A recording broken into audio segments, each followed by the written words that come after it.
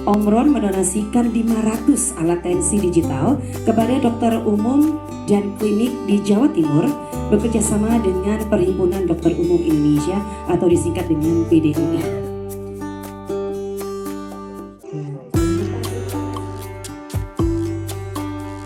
And I'm very happy to have this type of opportunity in here. PT Omron Healthcare Indonesia, we established this company on 2012.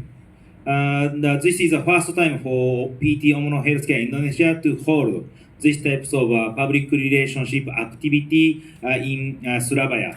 I am happy to do this type of a session by face to face with you. Yang tiba-tiba membunuh kita, nah ini penyebab kematian pertama di Indonesia adalah karena hipertensi. Di 1 orang dari 3 orang di dunia terdiagnosa hipertensi sehat. Perkiraan ke depan 2025 1,5 M orang terkena hipertensi dan diberikan tahunnya 9,4 juta orang meninggal akibat hipertensi. Saya ambil aja di Jawa Timur, kan Jawa Timur ya. Dengan tekanan darah tinggi, provinsi Jawa Timur sebesar 36,3.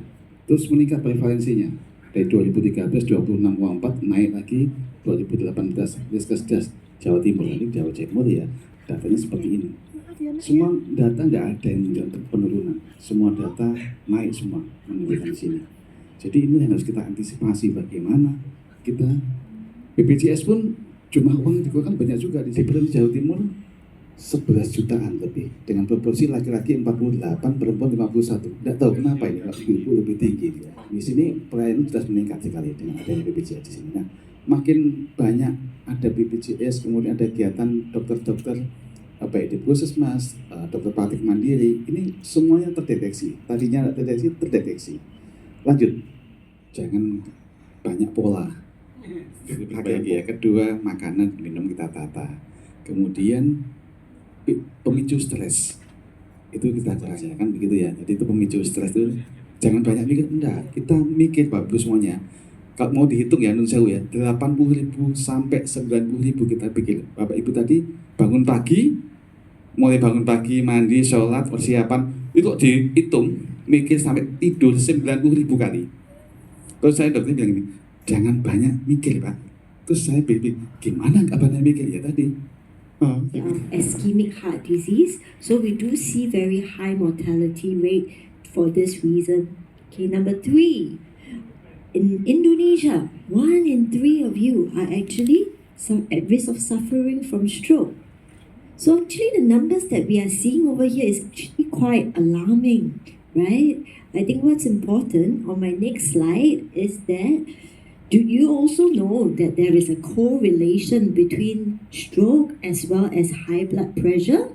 So actually if all of us over here today bother to keep our blood pressure in check, that would really help us to manage our stroke risk. And for today's session, I think this is the most important message that we would like to drive across to everyone out here.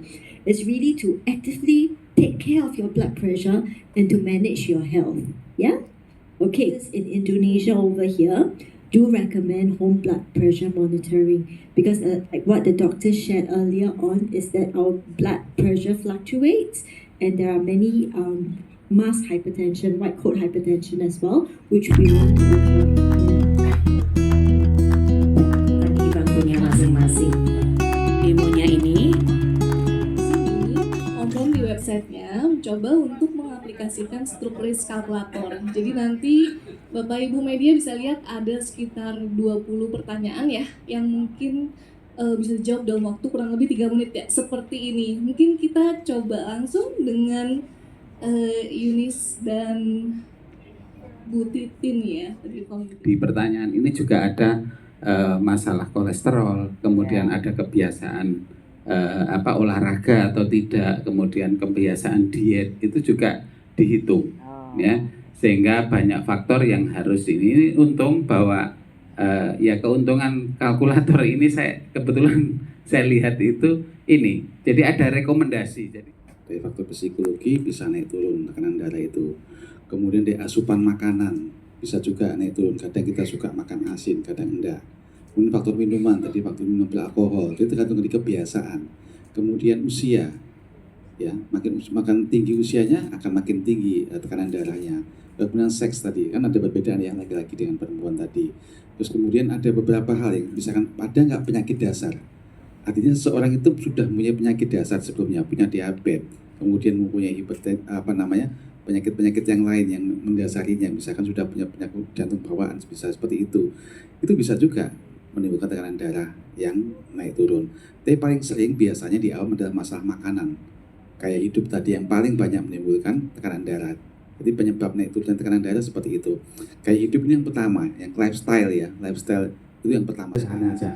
Kadar gulanya bagaimana, kolesterol totalnya. Ada di artikel namanya hipertensi esensial memang kadang, atau hipertensi yang melatar belakang. Yang esensial ini yang tidak diketahui sebabnya. Utama apa ya kok dokter ya? Kita periksa ke dokter. Dari kesimpulan dua data. Bicara dari sisi harga gitu. Sekarang kan ada fitur yang bisa di-connect ke Bluetooth, terus bisa connect ke aplikasi Omron Connect kan, terus kemudian bisa juga simpan memorinya beda-beda nih, ada yang cuma 1 kali pengukuran dia simpennya, ada yang 14 memori, ada yang 30 gitu. Terus kemudian ada juga yang bisa deteksi untuk hipertensi, ada juga yang bisa deteksi untuk ada AFib, kita bilang kayak kelainan detak jantung lah gitu. Nah, fungsi-fungsi ini berbeda-beda, jadi penambahan fitur ini yang menyebabkan harganya jadi semakin tinggi gitu. Bahkan tadi pagi kita sempat demo di depan para dokter untuk produk baru namanya Complete. Jadi Complete itu bisa untuk mengukur tekanan darah, plus mengukur juga detak jantung gitu. Jadi teknologi-teknologi yang terus berkembang ini menyebabkan harganya fiturnya beda, harganya juga